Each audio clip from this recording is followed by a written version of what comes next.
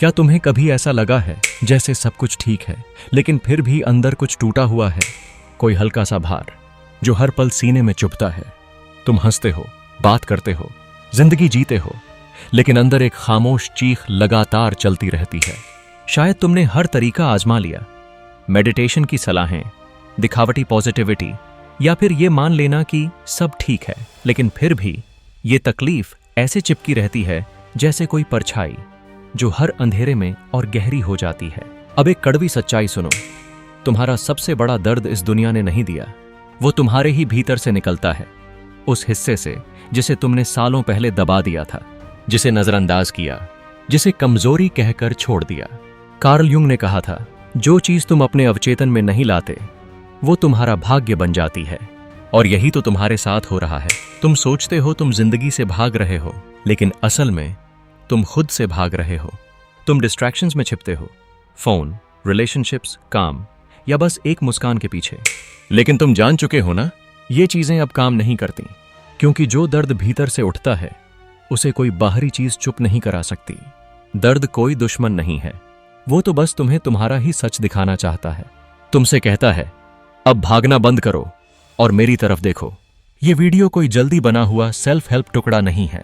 मैं तुम्हें feel good lines देने नहीं आया, मैं तुम्हें उस अंधेरे से मिलाने आया हूं जिससे तुम अब तक नजरें चुराते आए हो।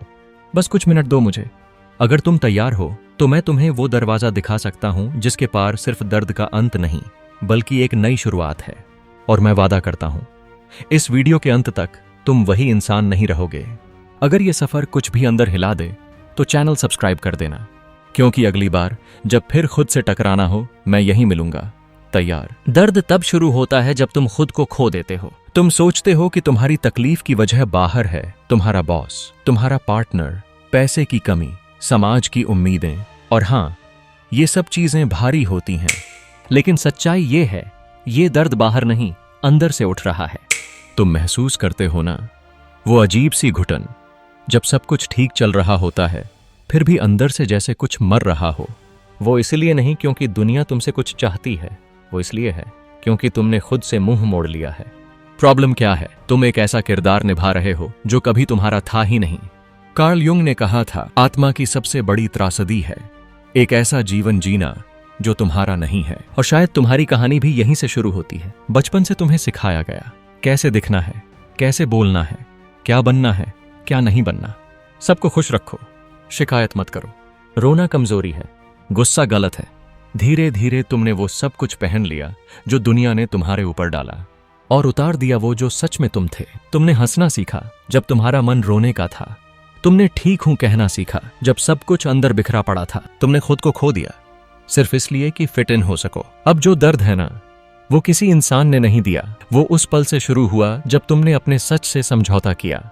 ये दर्द आत्मा की चीख है जिसे तुमने अनसुना कर दिया। तुम्हें लगता है ये एंग्जाइटी एक बीमारी है, ये बेचैनी एक कमजोरी है, लेकिन नहीं, ये आत्मा का अलार्म है। जब इंसान झूठा जीवन जीने लगता है तो आत्मा चुप नहीं रहती, वो चिल्लाती है, जगाती है, कभी रातों की नींद छीनकर तो कभी दिन में भी अजीब खालीपन देकर।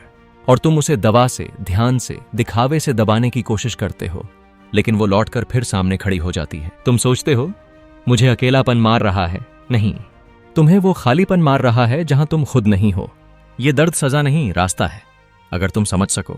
सुनो ध्यान से, ये दर्द तुम्हारी हार नहीं है, ये तुम्हारी आत्मा का इशारा है कि अब और झूठ मत जियो, अब वो बनो जो तुम अंदर से हो। कार्ल युंग कहते हैं, सच्चा परिवर्तन वहीं से शुरू होता है जहां सच्चा दुख जन्म लेता है। तो अगर तुम आज टूटे हुए हो, अगर तुम अंदर से खोए हुए हो, तो डरना मत, क्योंकि यहीं से वो सफर शुरू होता है जहां तुम पहली बार खुद से मिलते हो। क्या तुम खुद को सुन सकते हो? वो हिस्सा जो अब भी रो रहा है। जरा रुको, भीड़ से, शोर से, भाग दौड़ से कुछ पल के लिए निकलो और अब सुनो उस हिस्से को जो सालों से चुप है, जिसे तुमने कभी गला घोंट कर दबा दिया था, लेकिन वो आज भी तुम्हारे भीतर गूंज रहा है। दर्द की असली वजह वो है जो अब भी तुम्हारे अंदर जिंदा है, लेकिन तुम उसे पहचानने से डरते हो। और यही वो मोड़ है जहां हम आने वाले हैं, मानव मन की सबसे खतरनाक लेकिन सबसे मुक्तिदायक ताकत के पास। परछाई वो तुम हो जिसे तुमने स्वीकार नहीं किया। कार्ल युंग ने उसे शैडो कहा, वो हिस्सा जिसे तुमने कभी अपनाया नहीं, वो क्रोध, वो ईर्ष्या, वो कमजोरी, वो दर्द जो तुमने दुनिया को दिखाना मना कर दिया, लेकिन उसने तुम्हें छोड़ना कभी बंद नहीं किया। और तुम सोचते हो मुझे गुस्सा बहुत आता है, मैं अंदर से हमेशा बेचैन रहता हूं, मैं अच्छे मौके गंवा देता हूं बिना वजह। ये तुम्हारी शैडो बोल रही है। वो चुप नहीं है, वो तुम्हारे डिसीजंस में घुस चुकी है, वो तुम्हारे रिश्तों में सैबोटाज बन चुकी है, वो तुम्हारी नींद तक में जहर घोल रही है। असली दुश्मन बाहर नहीं, भीतर है। तुम एंग्जाइटी से लड़ते हो, उदासी को दबाते हो, गुस्से को पाप समझते हो, अपराध बोध से भागते हो, पर तुम भूल जाते हो ये सब लक्षण है, वजह नहीं। जुंग कहते हैं जब तक तुम अचेतन को चेतन नहीं बनाते, वो तुम्हारी जिंदगी चलाएगा और तुम उसे किस्मत कहोगे। क्या हो अगर तुम जिस बदकिस्मती को कोसते हो वो सिर्फ तुम्हारी ओन शैडो की चाल हो? जो तुम नहीं देखना चाहते वही तुम्हारा रास्ता है। शैडो से सामना करना आसान नहीं है, क्योंकि इसका मतलब है आईने में देखना, और वो देखना जो तुम हमेशा छुपाते आए हो। हाँ, तुम्हारे अंदर एक राक्षस है, लेकिन वो सिर्फ अंधेरे में फेंका गया इंसान है। वो कमजोर नहीं, वो छला हुआ है। और सबसे बड़ा झूठ ये है कि शैडो तुम्हारी दुश्मन है, नहीं, वो तुम्हारी आत्मा का हिस्सा है जो बरसों से घर वापसी चाहता है। इसे मारने की जरूरत नहीं है, बस गले लगाने की हिम्मत चाहिए। तुम शैडो को काट नहीं सकते, तुम उसे मिटा नहीं सकते, क्योंकि वो तुम ही हो। जुंग ने कहा था परछाई को खत्म नहीं करना होता, उसे अपनाना होता है। तुम जितना उसे दबाओगे वो उतना तुम्हारे ऊपर राज करेगी, लेकिन अगर तुम उसे देखने की हिम्मत कर लो तो वही परछाई तुम्हें खुद की रोशनी तक ले जा सकती है। तुम बदलने आए थे, रास्ता मिल गया। अब फिलॉसफी पाथ सब्सक्राइब करो। अगली बार हम वहीं मिलेंगे जहां तुम खुद को छोड़ आए थे। छाया जिसे तुमने दबा दिया था आज सामने खड़ी है। ये तुम्हारी सबसे गहरी, सबसे डरावनी परछाई है, लेकिन यही तुम्हारा दरवाजा है मुक्ति की ओर। जिसे तुम भागते हो वो तुम्हें गुलाम बना देता है, और जिसे तुम गले लगाते हो वो तुम्हें आजाद कर देता है।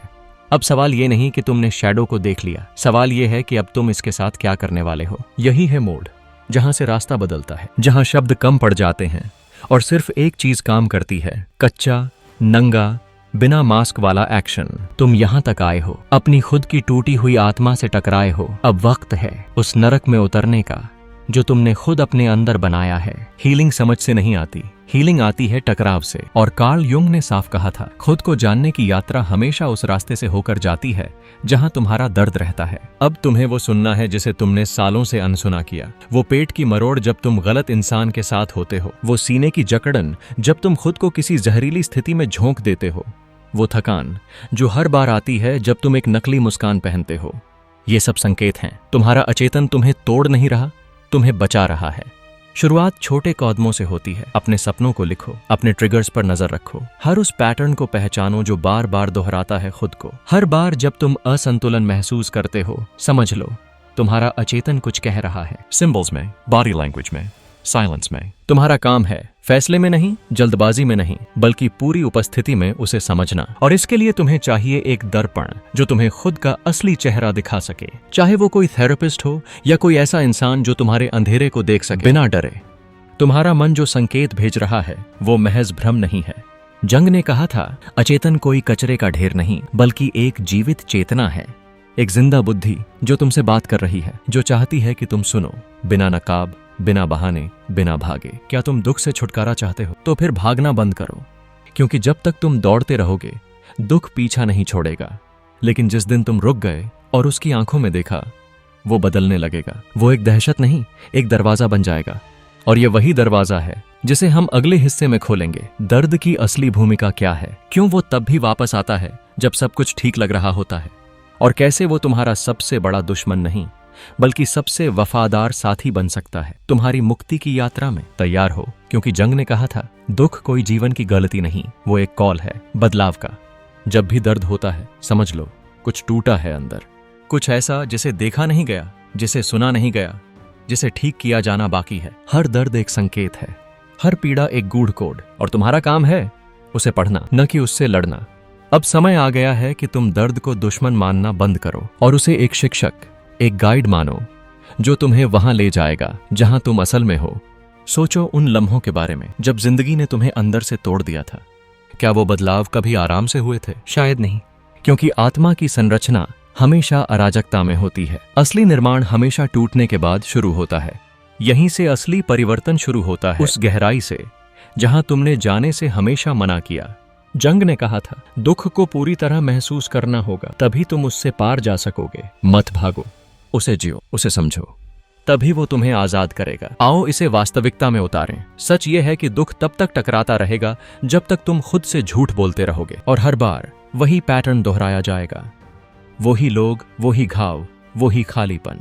वो लड़की जो बार बार इमोशनली अनअवेलेबल लोगों से हर बार रिजेक्ट होती है, हर बार खुद को काफी नहीं मानती है।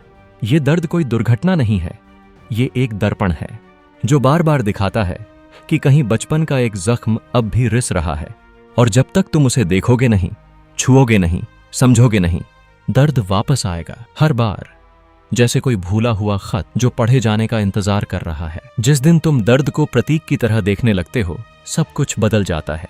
जो कल तक सजा लगता था, आज वो एक कंपास बन जाता है जो तुम्हें उस जगह तक ले जा रहा है जहां तुम कभी खुद को खो आए थे। हाँ, ये विरोधाभासी लगेगा, लेकिन जब तुम ध्यान से सुनना सीखते हो, दर्द सबसे पवित्र शक्ति बन जाता है, क्योंकि वो तुम्हें रोकता है ताकि तुम देख सको, ताकि तुम बदल सको। और यहीं पर एक भारी जिम्मेदारी जन्म लेती है। अब तुम नहीं कह सकते कि तुम्हें पता नहीं था।